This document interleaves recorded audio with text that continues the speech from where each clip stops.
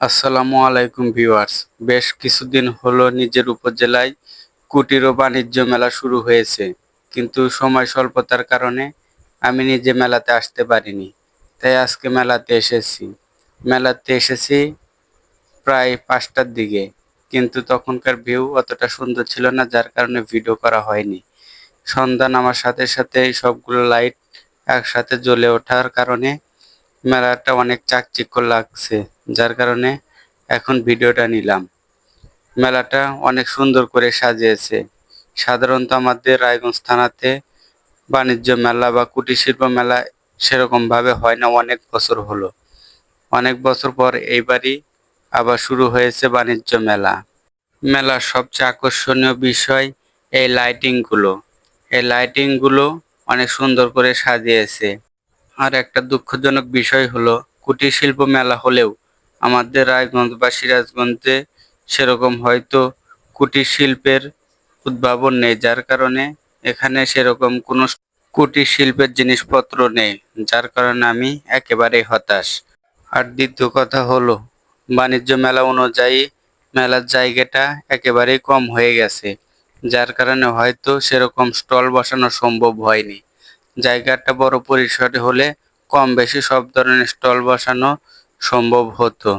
তাই জায়গাটুকুতে যতটুকু পরিমাণ স্টল বসানো সম্ভব হয়েছে ততগুলো স্টল বসানো হয়েছে। এখানে ফাস্টফুড আইটেমের বড় একটা ক্যাফে বসেছে। মেলার সবচেয়ে বড় দোকান এটাই।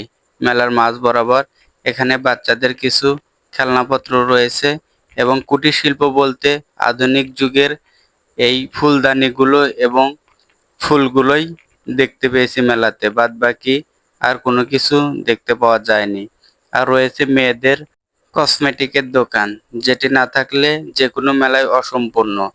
তাই মেয়েদের কসমেটিকের দোকানে ভরপুর। মেলাতে কুটির শিল্প না থাকলেও মেয়েদের কসমেটিকের জিনিসপত্রের অভাব নেই। কসমেটিকের দোকান আছে আর দোকানে মেয়েরা থাকবে না, এটা তো অসম্ভব।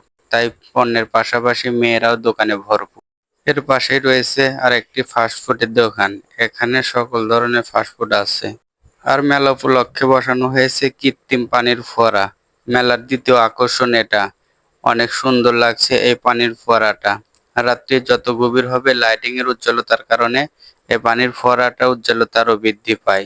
পাশাপাশি রয়েছে আরেকটি সুন্দর টাওয়ার, যেগুলো লাইটিং এর মাধ্যমে করা হয়েছে। সবচেয়ে মূল কথা, মেলা লাইটিংটা অনেক সুন্দরভাবে সাজানো হয়েছে।